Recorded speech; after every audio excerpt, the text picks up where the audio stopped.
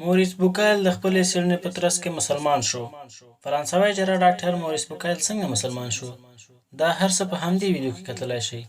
د افغان ساینس یوټیوب چینل درنو کتونکو، که غواړئ چې له اسلامي، ساینسي، علمي، تحقیقاتي، انجینري، ادبي او نورو جالبو معلوماتو څخه خبر شئ، د افغان ساینس یوټیوب چینل سره پاتې شئ او د مهربانۍ له مخې زموږ چینل سابسکرایب او ویډیوګانې مو له خپلو ملګرو سره شریکې کړئ. موریس بوکایل د فرانسې ښار په یو نامسلمانه کورنۍ کې وزیږېده. هغه په ښوونځي کې د ممتازو زده کوونکو له ډلې څخه و. نوموړي د خپل ځانګړي استعداد له مخې پوهنتون ته لاره وموندله او په پوهنتون کې هم یو روښانه ستوری و. هغه له څېړنو او څېړنیزو موضوعاتو سره د خاصې علاقې له مخې د اسماني کتابونو په مطالعه او څېړنه پیل وکړ او د خپلو څېړنو په ترڅ کې داسې نتایج ټولې نړۍ ته اعلان کړه. لومړی، په تورات او انجیل کې لاسوهنه شوې ده او د تحریف او بدلون ښکار شوي دي. دوم، په تحریف شوي تورات او انجیل کې له اوسنیو ساینسي علومو سره ټکر وجود لري. علمي او تاریخي معلومات ټول ناسم دي. دریم، په قرآن کریم کې هیڅکله بدلون نه دی راغلی بلکې محفوظ ده. څلورم، قرآن عظیم الشان کې داسې کوم څه نشته چې له اوسنیو ساینسي پرمختګونو سره ټکر ولري. پنځم، قرآن کریم په داسې آیاتونو او ساینسي مضامینو مشتمل دی چې اوسنۍ ساینسي او تحقیقاتي څېړنې لا ورته رسېدلې هم نه دي. د قرآن عظیم الشان علمي مستوي د هغه د نزول په مهال او اوس مهال په 21مه پېړۍ کې هم لوړه ده. شپږم، دغه علمي حقایق په دې دلالت کوي چې هیڅکله امکان نه لري چې قرآن کریم د انسان وینا وي، بلکې دا د کائناتو د ستر واکمن وینا ده. همدغه حقایقو موریس بوکایل اسلام راوړلو ته وهڅوه او په اسلام مشرف شو. په دې هکله خپله ښاغلي موریس بوکایل داسې ویلي دي: کوم مهال چې مې د قرآن کریم په مطالعه پیل وکړ، د ایمان څښتن نه وم.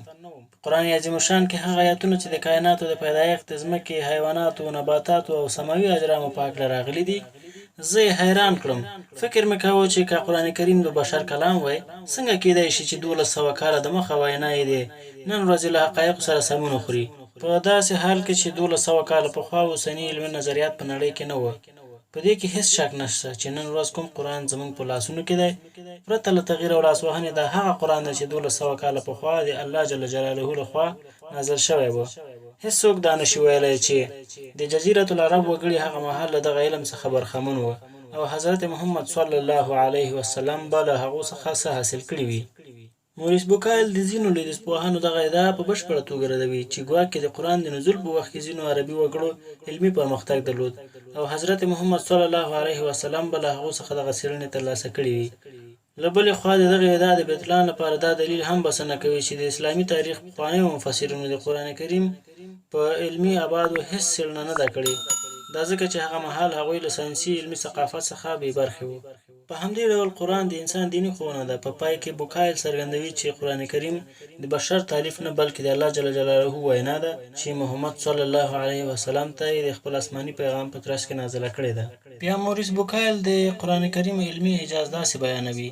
لومړی، هغه د ځمکې او اسمانونو په پیدایښت باندې بحث کوي. په دې هکله موریس بوکایل خپله وایي چې قرآن کریم په بشپړه توګه په یو ځای کې معلومات نه ورکوي، بلکې په بېلابېلو ځایونو کې دغه خبرې ته اشاره کړې ده. په دې هکله د الاعراف سورت 45 آیات د دلیل په توګه بیانوي. ژباړه: په حقیقت کې ستاسې رب همغه الله دی چې اسمانونه او ځمکه یې په 6 ورځو کې پیدا کړل، بیا یې پر عرش باندې استوا وکړه، شپه پر ورځې خوروي او بیا ورځ په شپې پسې په منډه راځي، لمر او سپوږمۍ او ستوري پیدا کړل، ټول د هغه د امر تابع دي.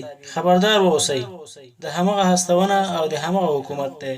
الله د ډیر برکت څښتن دی، د ټولو مخلوقاتو مالک او پروردګار دی.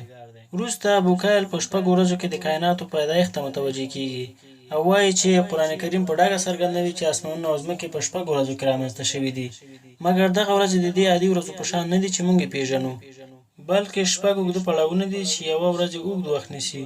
وروسته موریس بوکایل د موضوع په هکله د لا زیاتې پوهې لپاره دغه موضوع کې نور آیاتونه د استدلال په توګه راوړي او د هغو ورځو په موده باندې پوهه یوازې الله جل جلاله ته ځانګړې کوي. ژباړه: هغه له اسمانه تر ځمکې پورې د نړۍ چارې اداره کوي او د دې ادارې راپور پاس د هغه حضور ته په یو داسې ورځ ورځي چې د هغې اندازه ستاسې د شمېر له مخې 1000 کاله ده. همغه په هر پټ او ښکاره باندې پوهېدونکی دی، برلاسی او مهربان دی. موریس بوکایل وویل دغه پړاوونه اوږده زمانه وه چې یوازې زموږ د فهم لپاره په ورځو تعبیر شوي دي. په قرآن کریم کې د فضا یا فلکیاتو علم، قرآن عظیم الشان د پورته فضا او سماوي اجرامو په هکله څرګندونې لري چې همدغه څرګندونې د تورات د څرګندونو یا په جزیرة العرب کې د هغه وخت له مروجو علمي نظریاتو سره سمون نه خوري.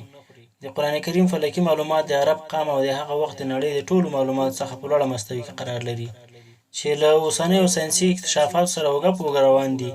له دې ټولو څخه په ښکاره ډول دا معلومیږي چې قرآن کریم د بشر وینا نه ده، بلکې د ستر ذات مقدس کلام دی. له دې جملې څخه د اسمان بېستنو درول دي چې له ځمکې څخه جلا موقعیت لري. قرآن عظیم شان دا مطلب د الرعد سورت په 2 آیات کې داسې روښانه کوي: ژباړه: الله هغه ذات دی چې اسمانونه یې له ستنو پرته همداسې درولي دي، تاسې یې په خپله وینئ. بیا یې په راش استوا وکړه او لمر او سپوږمۍ د یو قانون تابع ګرځولي دي. د دې ټول نظام هر شی تر یو ټاکلي وخت پورې چلیږي او همغه الله دی چې د دې ټول کار تدبیر کوي. هغه نښانې په ډاګه او څرګنده توګه بیانوي، ښایي چې تاسې له خپل رب سره په یو ځای کېدو باور وکړئ. نو دا یو معلوم حقیقت دی چې ټول سماوي اجرام یو تر بله په لرې واټنونو کې موقعیت لري. په کوم اندازه چې دغه فاصله زیاتیږي، په همغه اندازه د جاذبې ځواک هم کمیږي، او هر څومره چې دغه واټن لږ وي، د دوی ترمنځ متقابلې اغېزې هم زیاتې وي. د مثال په توګه سپوږمۍ ځمکې ته په نسبي ډول نږدې واقع ده، له همدې امله په سمندر کې د څپو د رامنځته کېدلو باعث ګرځي.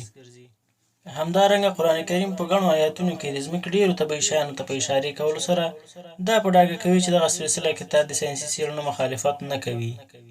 په نړۍ کې د اوبو دوران: قرآن کریم د اوبو دوران ته د الحجر سورت په 22 او 23 مبارکو آیاتونو کې داسې اشاره کوي: ژباړه: موږ بلاربونکي یعنې د وریځو ډک بادونه لیږو، بیا له اسمانه اوبه اورو او په هغه اوبو سره تاسې خړوبه کوو. د دې زیرمې خزانهوال تاسې نه یاست. ژوند او مرګ موږ ورکوو او همدا موږ د ټولو وارثان یو. پخوانیو خلکو به اټکل کوو چې د چینو اوبه د ځمکې د تل له سمندر څخه خړوبېږي، خو قرآن عظیم شان او نوي علوم یې په ډاګه کوي چې د چینو اوبه د باران په وسیله زیاتوالی مومي. د ښاغلي ډاکټر مورس بوکایل څېړنه د وخت دیني عالمان د قرآن کریم د علمي اعجاز لپاره د یو ښه مثال په توګه بیانوي. د افغان ساینس یوټیوب چینل درنو کتونکو، که غواړئ چې همدا ډول نورې معلوماتي او خوندورې ویډیوګانې ترلاسه کړئ، د دې لپاره زموږ د چینل ملاتړ وکړئ. د ملاتړ لپاره همدومره بس ده چې زموږ چینل سبسکرایب، ویډیو لایک او له دوستانو سره مو شریکه کړئ. هیله ده دا کار د مهربانۍ له مخې ترسره کړئ، او که تاسو د ویډیو په هکله کوم نظر لرئ نو په تبصره کې ولیکئ. ستاسو نظریات موږ ته د قدر وړ دي. همدارنګه کولی شئ په ټولنیزو رسنیو کې هم موږ سره په اړیکه کې شئ.